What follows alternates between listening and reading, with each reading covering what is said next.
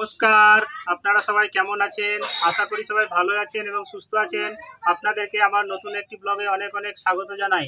আজকে আমরা সবাই মিলে চলে এসেছি আমার শ্বশুর মশাইয়ের গ্রামের বাড়িতে। দেখাবো। আজকে এখানে আমাদেরকে ডাকা হয়েছিল, আজ রবিবারও আছে।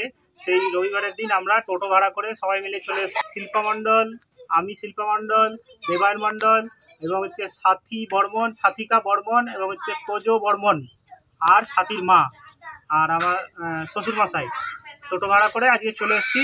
এখানে দেখেন রান্না বান্না হচ্ছে কি সুন্দর। কালকে সন্ধ্যার সময় আমাদেরকে বলা হয়েছিল যে আমরা আমার শ্বশুর মশাইয়ের গ্রামের বাড়িতে যাব। তো আমরা কালকে রাত্রেই টোটো ভাড়া করে নিয়েছিলাম।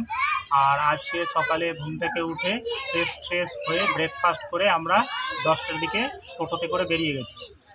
টোটোতে করে আসতেই লাগলো এখানে 1 ঘন্টা।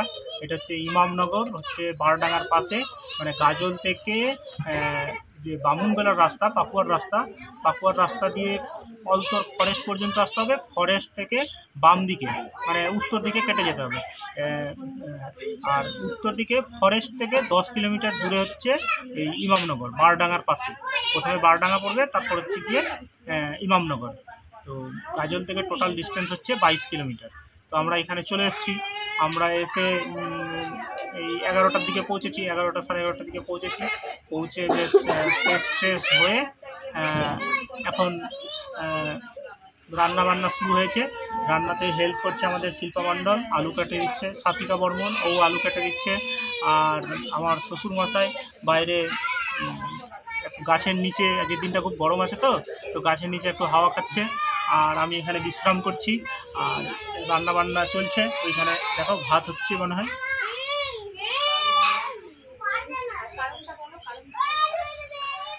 আর এখানে মশলা বাটা হচ্ছে, আর এখানে মিক্সিতে মশলা করা হচ্ছে। আর আজকে আমাদেরকে ডাকা হয়েছে কারণ হলো আমার যে রেখা বৌদি আছে, পিট্টু দাদার বউ, হ্যাঁ, মানে আমার ওয়াইফের জেঠুর ছেলে পিট্টু দাদা, তার ওয়াইফ হচ্ছে রেখা মণ্ডল। তো ভালো নাম হচ্ছে পীযূষ মণ্ডল। তো তার ওয়াইফ হচ্ছে রেখা মণ্ডল। ওই রেখা বৌদির মা মারা গেছে 3 দিন হলো। আজকে খাওয়াচ্ছে 10কে এবং আমাদেরকে, মানে আত্মীয় স্বজন এবং 10কে ডেকে খাওয়াচ্ছে। তো আত্মীয় স্বজন সেরকমভাবে কেউ আসেনি, শুধু আমরাই এসেছি। আর যারা লোকাল আত্মীয় স্বজন আছে তারা সন্ধ্যার সময় আসবে আর 10কে সন্ধ্যার সময় খাওয়াবে। তো আমরা সকাল সকাল চলে এসেছি। বৌদি হয় মানে আমার ওয়াইফের জেঠতো দাদার বউ। আর ওনার ছেলে হচ্ছে এই যে বিরাট মণ্ডল, বারডাঙ্গা স্কুলে 12-এ পড়ছে। এবার উচ্চ মাধ্যমিক দিয়েছে নাকি?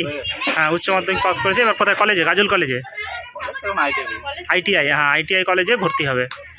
আর এটাকে দেখাও, মুখটা দেখান, দেখাবে না, লজ্জা হচ্ছে। আর পীযূষ মামার মেয়ের কি নাম? হ্যাঁ, রিঙ্কি মণ্ডল। এটা হচ্ছে পিট্টু দাদার মেয়ে, বড় মেয়ে রিঙ্কি মণ্ডল। আর ওইখানে তো আপনাকে দেখিয়েছি চন্দনা মণ্ডল, বৌদি হয়। এই যে এখানে ডাল হচ্ছে,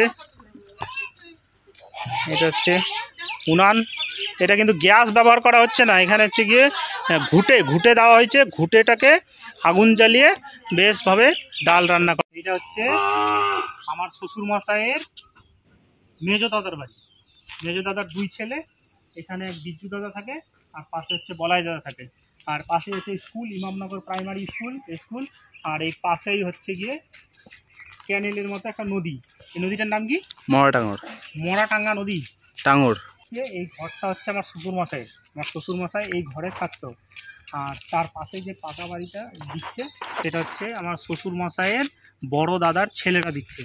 বড় দাদার টোটাল হচ্ছে 6টা ছেলে, তার মধ্যে 4টা ছেলে থাকে গিয়ে গাজলে, বিবেকানন্দ পল্লী, আর 2টো ছেলে থাকে এখানে। তো এইখানে হচ্ছে 2টো ছেলে মিলে এই পাকা বাড়িটা দিচ্ছে। আর ভিতরে বাড়ি আছে।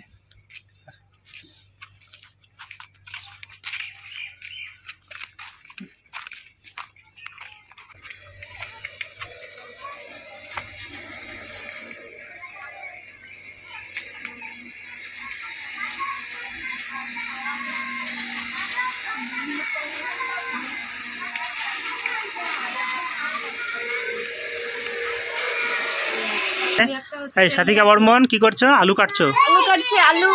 সাথিকা বর্মন আলু কাটছে। আর এটা হচ্ছে চন্দনা বৌদি, বিজ্জু দাদার বউ, সেও আলু কাটছে। আচ্ছা, আর এটা হলো আমাদের শিল্পা মণ্ডল, আলু কাটছিল, কাটা হয়ে গেছে। এই দেখেন আলু কাটা হয়ে গেছে।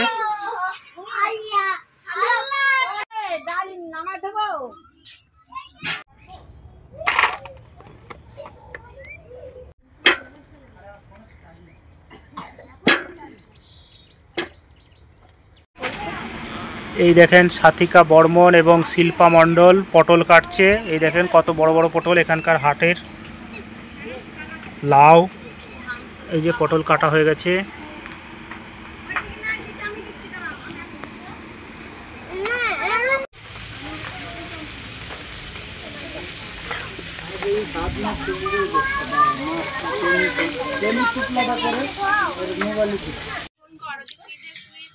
এখন মিক্স সবজি রান্না হচ্ছে, লাউ, মিষ্টি কুমড়া, আলু আর পটল দিয়ে।